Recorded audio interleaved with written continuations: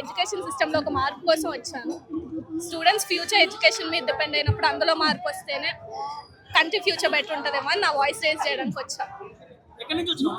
అంబర్పేట్. ఇక్కడేనా? ఏం సీజేపీ పార్టీకి ఇప్పుడు మద్దతు వచ్చారు? హా. ఏం చెప్పాలనుకుంటున్నారు మీరు? నేనేం చెప్పాలనుకోలే, యూత్కి ఏం కావాలో యూత్ తెలుసు కాబట్టి వాళ్ళు వాయిస్ రేజ్ చేస్తే మార్పు వస్తుంది కంట్రీలో. కంట్రీ బెటర్మెంట్ కోసం యూత్ వాయిస్ రేజ్ చేయాలి. అంటే ఏంది కంట్రీ బెటర్మెంట్ అంటే ఏం కావాలి? ఓకే, ఎడ్యుకేషన్ సిస్టమ్ ఏనా? అది ఇంకేమన్నా? మెయిన్ ఎడ్యుకేషన్ సిస్టమ్ అది సరిగ్గా ఉంటేనే కదా మనం బెటర్ ఉండేది, మన ఫ్యూచర్ బెటర్ ఉండేది. ఇప్పుడు అన్ని కంట్రీస్ ఒక స్థాయిలో ఉన్నాయంటే వాళ్ళ ఎడ్యుకేషన్ బెటర్ ఉండడం వల్ల. ఇండియా ఒక బెటర్ ప్లేస్లో ఉండాలంటే ఎడ్యుకేషన్ సిస్టమ్ కరెక్ట్ ఉండాలి. పేపర్ లీకేజ్ అనే కాదు, ఫ్యూచర్లో కూడా స్టూడెంట్స్ చనిపోకూడదని, వాళ్ళ ఫ్యూచర్ బెటర్గా ఉండాలని. మేము గవర్నమెంట్కి సర్వీస్ చేయాలనుకునే వాళ్ళం. మాకే క్లారిటీ లేకపోతే గవర్నమెంట్ నేను నమ్ముతామన్నా. 130 క్వశ్చన్స్ లీక్ అయినా చాలా మంది చనిపోయారు కదా, చాలా మంది ఫ్యూచర్స్ డిస్టర్బ్ అయినాయి. మనం అది లైట్ గా తీసుకోలేం కదా.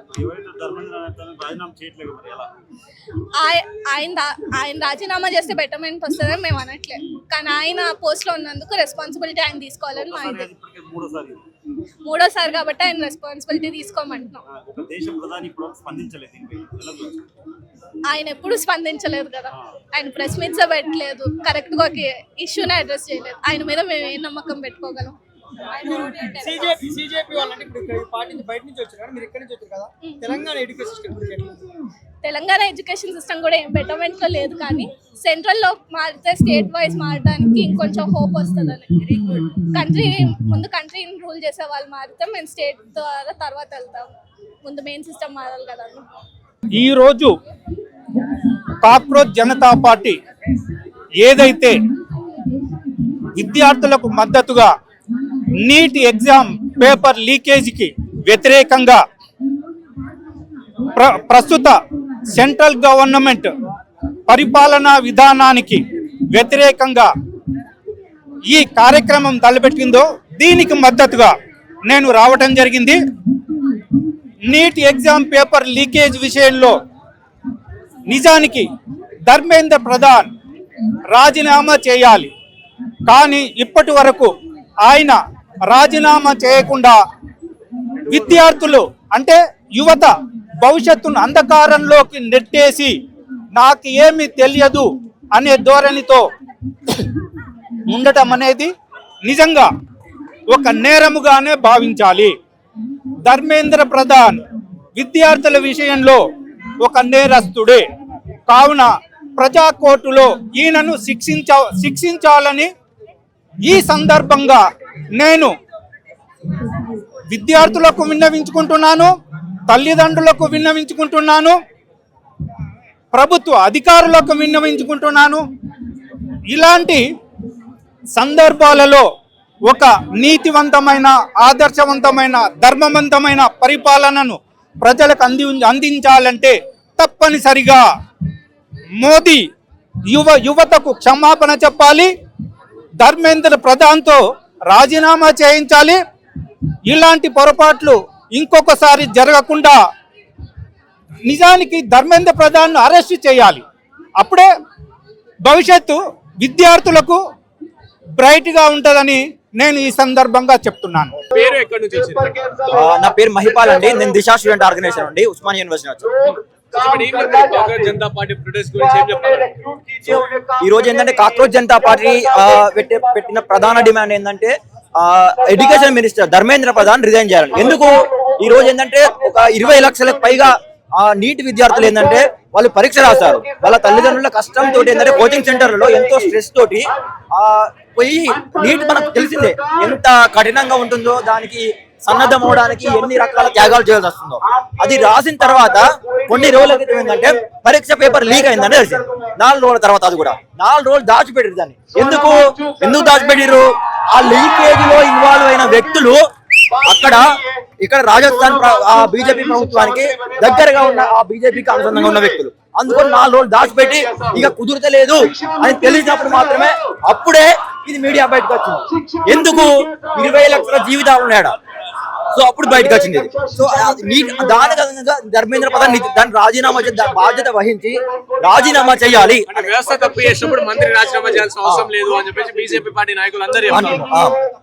సో వ్యవస్థ తప్పు చేసిందని మంత్రి రాజీనామా చేయాల్సిందని అంటున్నారు.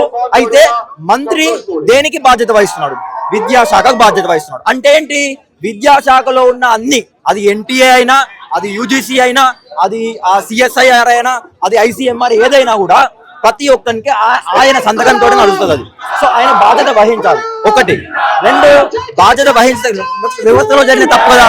సో అక్కడ ఆలోచించాల్సింది ఏంటంటే విద్యాశాఖ మంత్రి రాజీనామా చేసినంత మాత్రాన ఇవి ఆగిపోతాయి అనుకోవడం అమాయకత్వం. అందుకే మేము సిజేపీకి దిశా విద్యార్థం విన్నపం చేసేది ఏంటంటే ఈ పేపర్ లీకులు గత కొన్నేళ్ల క్రితం జరిగాయి, ఇంకా జరుగుతున్నాయి. అది ఏదో ఒకరిద్దరు రాజీనామా చేయడం వల్ల, ట్రాన్స్ఫర్ అవ్వడం వలన ఆగవు. మనం ఇక్కడ గుర్తించాల్సింది ఏంటంటే ఒకటి గుర్తించాలి ఇక్కడ. ఎందుకు ఆగవు అంటే ప్రతి పేపర్ ప్రింట్ అయిన దగ్గర నుండి పేపర్ ట్రాన్స్పోర్ట్ అయ్యేంత వరకు అన్ని ప్రైవేట్ సంస్థలు అవి ఏం చేస్తాయి? పేపరు ఇలా బీజేపీ వాళ్ళు అంటున్నారు కదా, ఇది విద్యార్థుల తప్పు, అవినీతి చేసే వాళ్ళ తప్పు అంటారు. పేపర్ ఎవడు కొనుక్కుంటాడండి? లక్షలు మనం చూసాం న్యూస్ పేపర్లలో లక్షలు పెట్టి అమ్ముడు వేయదు. సామాన్య విద్యార్థులు లక్షలు పెట్టి కొనుక్కుంటారా? ఏంటి వాళ్ళ బలం? ఏంటిది వాళ్ళ బలం? ప్రిపేర్ అవ్వడం, నిజాయితీగా ప్రిపేర్ అవ్వడం. డబ్బులు లేని నిజాయితీగా ప్రిపేర్ అవుతున్నాడు. డబ్బు ఉన్నాడే కదా, ఏం చేస్తాడు? వాళ్ళ అయ్యకు రాజకీయ పలుకుబడితోడు దాంతో దీంతో ఏం చేస్తాడు? పేపర్ కొంటాడు. పేపర్ కొని ఈ రోజు నిజంగా ప్రిపేర్ అయిన వాళ్ళు ఏమో నష్టపోతారు, ప్రిపేర్ అవ్వకుండా ఉన్నాడేమో వాడే బలంతో వాడు వానికి సీట్ వచ్చేస్తాడు. ఇది కదా జరిగేది. సో అది బీజేపీ ఉందా, ఇంకోటి ఉందా కాదు. అల్టిమేట్ గా జరిగేది సామాన్య విద్యార్థులు నష్టపోడే. అందుకే ప్రైవేటైజేషన్ ఆఫ్ ఎడ్యుకేషన్ లో ఇది దానికి మూల కారణం. ఈ రోజు రాజీనామా చేయడం మనం ముందు పెడుతూనే ఈ పరిధిని విస్తరించాలి. కాంగ్రెస్ జనతా పార్టీ ఉద్యమం కృత్రిమ ఉద్యమం మాత్రమే. సో మా దగ్గర హిట్స్ ఉన్నాయి రెడీగా, హిట్లతో చంపేసాం కాంగ్రెస్ జనతా పార్టీని కావచ్చు, ఆ ఉద్యమాన్ని కావచ్చు అని బీజేపీ పార్టీ నాయకులు చెప్తాం. కృత్రిమ ఉద్యమం అంటే అది కృత్రిమ ఉద్యమం అని అంటుంటే ఒకటి ఇన్స్టాగ్రామ్ సోషల్ మీడియాలో కానీ, ఇంకొకటి ఆ పార్టీ ముందుకు వచ్చిన తర్వాత వివిధ నగరాలలో, దేశంలోని వివిధ నగరాలు నిర్వహిస్తున్న సమ్మెలు కానీ, నిరసనలు కానీ అక్కడికి సాధారణ విద్యార్థులు వచ్చి మరి మద్దతు తెలుపుతున్నారు. ఇది ఎందుకు తెలుపుతున్నారు? వాళ్ళలో నెలకొన్న ఒక ఆవేశం. అది నిరుద్యోగాలైనా, అది పేపర్ లీకులైనా, అది ఏ ధరల పెరుగుదల వాళ్ళ తల్లిదండ్రులు ఎదుర్కొనైనా, జీతాలు తక్కువ వస్తున్నాయి, ధరలు ఏం పెరుగుతున్నాయి. వీటన్నిటి వల్ల ఒక పేరుకు పోయినా ఆ కోపం వస్తుంది. ఒకవేళ నిజంగా వాళ్ళు అనుకున్నా కూడా కోట్లాది మంది యువత లోపల ఇది నిజంగా ఉంది అనేది వాళ్ళకి తెలుసు. అందుకే కదా ఈ రోజు ఢిల్లీలో జంతర్ మందిలో పర్మిషన్ ఎందుకు ఇచ్చింది? మరి మొదలు ఏం చేసారు? సోషల్ మీడియాలో అకౌంట్ బ్యాన్ చేశారు. ఆ తర్వాత ఎందుకు భయపడరు? అప్పటికి ఎందుకు? కోట్లాది మంది ఫాలోవర్స్ పెరిగిపోయారు. ఏమన్నారు? పాకిస్తానీలు, దేశద్రోహులు అన్నారు. అయితే ఇక్కడ మనం క్వశ్చన్ చేయాల్సింది ఏంటంటే దేశభక్తి నిర్వచనం ఏంటి? మరి వాళ్ళకు దేశంలో ఉన్న సమస్యల గురించి మాట్లాడడం దేశభక్త, లేదు అంటే ఆ సమస్యలకు అవినీతి పనులను రక్షించడం దేశభక్త. వాళ్ళ నిర్వచనం ఏంటి? ఆ అవినీతి పనులను రక్షించడం, మాట్లాడకపోవడం, మౌనంగా ఉండడం దేశభక్తి. మన నిర్వచనం ఏంటి? దేశంలో ఉన్న సమస్యల విధంగా పోరాడుతూ దేశంలో ఉన్న ప్రజల జీవితాలు, విద్యార్థుల జీవితాలు మెరుగ్గా ఉండడం మన దేశభక్తి. గురుజాడు అదే అన్నాడు, దేశం అంటే మట్టి కాదు, దేశం అంటే మనుషులు అని. అది మనం పాటించాలి. సో ఫైనల్ ఏం చెప్తారు? కాంగ్రెస్ జనతా పార్టీ అనే ఉద్యమం తీవ్ర స్థాయి పోతుందా, లేకపోతే కేవలం ఇలాంటి దీనిపైన కొట్లాడుతూ సైలెంట్? ఖచ్చితంగా ఒకటి మనం ఆలోచించాలి అంటే నిజంగా మనకు ఒక మార్పు రావాలి అంటే భగత్ సింగ్ ఎప్పుడైతే అప్పుడు ఏమంటాడు? తెల్లదొళ్ళు నల్లదొళ్ళు అసలు నిజమైన మార్పు కాదు. సామాన్య ప్రజలకు ఎవరైతే పొద్దున్న నుండి సాయంత్రం ఆఫీసులలో, ఫ్యాక్టరీలలో, పొలాలలో వీళ్ళన్నింటిలో కష్టపడతారో వాళ్ళకి విద్య దక్కద్దా, వాళ్ళకు వైద్యం దక్కద్దా, వాళ్ళకు ఉపాధి దక్కద్దా? ఇవి మన మౌలికమైన జీవించే హక్కు మనకు అక్కడ రాతపూర్వకంగా ఉంటుంది. జీవించే హక్కు అంటే ఏంటి? ఉద్యోగాలను ఎట్లా దీవిస్తాం, విద్యలను ఎట్లా దీవిస్తాం అంటే ఏంది? జస్ట్ పేపర్ మీద జీవించే హక్కు అంటే. జీవించే హక్కు అంటే మనకు ఫుడ్ ఉండాలి కదా, షెల్టర్ ఉండాలి కదా, అవన్నీ ఎట్లా వస్తాయి? ఉద్యోగం ఉంటేనే వస్తాయి. ఉద్యోగం జీతం కూడా. ఈ రోజు ఇవి కాకుండా ఏముండాలి?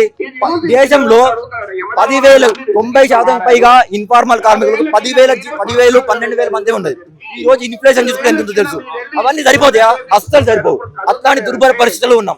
అందుకే భగత్ సింగ్ ఇచ్చిన సందేశం ఏంటంటే మనం విద్యార్థులుగా 4 గోడల మధ్య మన క్లాస్ రూమ్ లోపల, మన యూనివర్సిటీ లోపల, బయట ఎదుర్కొన్న సమస్యల పాటు పేద రైతులు, కార్మికులు, మన చిన్న చిన్న జాబులు చేసుకునే వాళ్ళు అందరినీ సంఘటిత పరుస్తూ మనం ఐక్యమైనప్పుడు మాత్రమే, అందుకే ఏ పొలిటికల్ పార్టీకి ఏంటంటే తోకలుగా వెళ్ళకుండా ఏంటంటే ప్రజా ఉద్యమాన్ని నిర్మించాలి మన హక్కుగా. అప్పుడు మాత్రమే నిజమైన మనకు పరిష్కారం లభిస్తుంది.